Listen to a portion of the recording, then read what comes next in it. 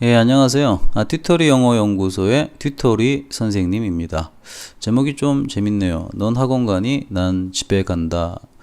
요거는 저희 시스템을 좀 설명하려고 잡은 타이틀입니다. 관심을 갖고 좀 들어주셨으면 좋겠습니다. 중간에 나가지 좀 마세요. 일단은 거기 뭐 학원 간다? 학원을 두 종류로 따지면 어떤 학원이 있을까요? 요즘 세상으로 따진다면 이제 온라인 학원이 있고 그 다음에 이제 오프라인 학원이 있을 것 같습니다. 그 대중의 선호도는 아직까지 어느 쪽에 머물러 있나요? 선호도는 당연히 이제 오프 학원 쪽에 머물러 있습니다. 충분히 이해되는 상황입니다. 그 다음에 우리 대학교를 한번 볼까요? 만약에 이제 대학교가 온라인 서울대가 있고 그 다음에 오프라인 서울대가 있습니다. 오프라인 서울대. 그러면은 그때는 온라인 서울대를 가겠어요? 오프라인 서울대를 가겠어요? 그렇죠. 당연히 오프라인 서울대를 갑니다. 오프 서울대를 가게 돼 있습니다. 이유는 왜 그렇습니까? 서울대가 주는 뭐 환경적인 것도 누리고 싶고 교수님 얼굴도 보고 싶고 그 다음에 친구들 얼굴도 보고 싶고 또 친구들과 또 대화 같은 것도 해보고 싶고 그리고 여태까지 다른 뭐 편의시설 같은 것도 도서관 같은 거 도서관 같은데 또 한번 둘러보고 싶고 이용해보고 싶습니다. 그러니까 상식적으로 생각해보면은 누가 온라인 서울대를 가겠습니까? 대부분 오프라인 서울대를 간다고 보시면 됩니다. 이거는 너무나도 당연한 거라고 보겠죠. 굳이 온라인 서울대로 온다 그러면은 뭐 해외에 있는 사람들이 뭐 서울대 한국까지 오지 못하는 상황에 있을 때 뭐 그런 상황이 되겠죠. 그러니까 이제 앞으로도 온라인 대학이 아무리 가속화된다 그래도 오프라인 대학의 위력을 깨기는 좀 쉽지 않다고 보고 있습니다. 하긴 해야겠죠, 온라인을. 근데 제가 갖고 있는 학원에 대한 관점은 조금 다릅니다. 학원의 정체성은 뭐냐면은 학원이 만약에 튜토리 틴타이탄을 나왔다. 그게 뭐 사회적인 자격증이 되냐. 그 정도까지 성장시키고 싶은 욕심을 갖고 있긴 하지만 아직은 아닙니다. 보편적으로 보면은 학원에 있는 프로그램이구나 라고 인식을 하게 되어 있습니다.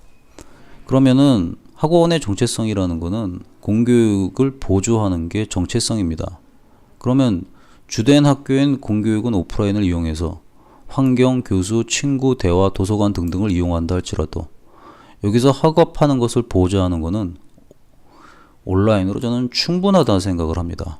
그럼 여기서 이제 가져야 되는 생각이 뭐냐 하면은 그 온라인 학원에 대해서 이제 갖고 있는 편견들이 좀 있습니다. 편견이 뭐냐면은 이제 좀 늘 나오는 얘기죠. 뭐 관리 안 됨. 관리 안 됨.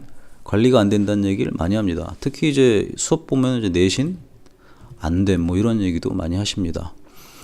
그리고 이제 결국에는 이제 또 온라인 학원 하면 어떻게 얘기하냐면은 뭐 굉장히 가벼운 곳 뭐 이렇게 얘기합니다. 가벼운 곳. 근데 만약에 관리가 안 되는 게 아니라 통제가 심하다면 어떻게 하겠어요? 통제 심함. 그리고 내신이 안 되는 게 아니라 내신 자체가 막 학교별, 그 다음에 학년별, 수준별로 준비된다 그러면 어떻게 하시겠습니까? 또 가벼운 곳이 아니라 정말로 묵직한 곳이면 어떡하시겠습니까? 그래도 온라인 학원에 장점이 없다 생각을 하십니까? 온라인 학원의 가장 큰 장점 중에 하나는 시간 낭비가 없다는 겁니다.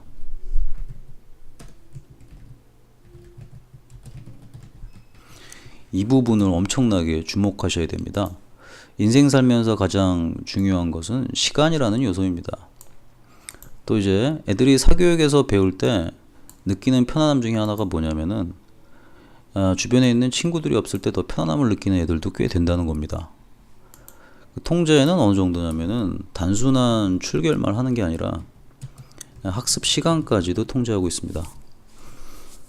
학습 시간에 딴짓하고 그러는 것까지 모니터링으로 어머님들한테 직접 보고하고 있고요. 학습 내용에 대한 데이터까지 제공해 드리고 있습니다.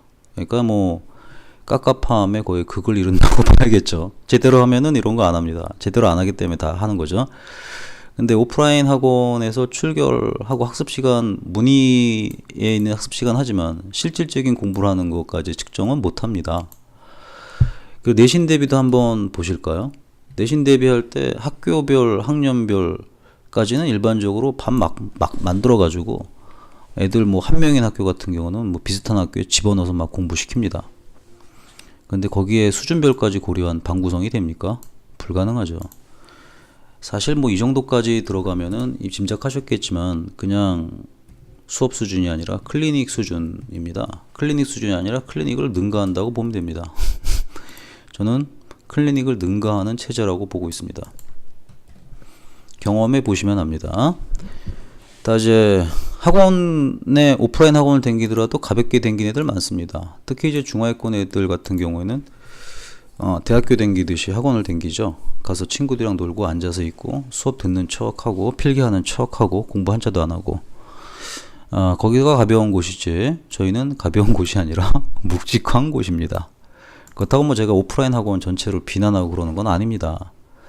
그 제가 떠안고 가야 되는 그러한 단점들에 대해서 방어하는 얘기를 좀 해드리는 겁니다.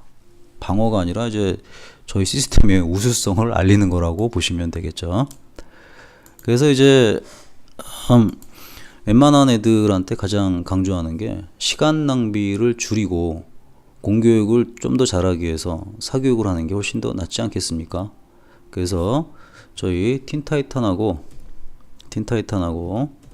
띄어쓰기가 잘 안 되나요? 틴타이탄하고 영어 코칭하는 아이들은 좀 프라이드를 가지시기 바랍니다. 프라이드. 어떤 프라이드? 시간 낭비 없이 공부하고 있다. 친구들한테 얘기해 주세요. 너는 학원 가니? 난 집에 간다. 조금 심각했나요? 재밌게 찍으려는데 잘 안 된 것 같습니다.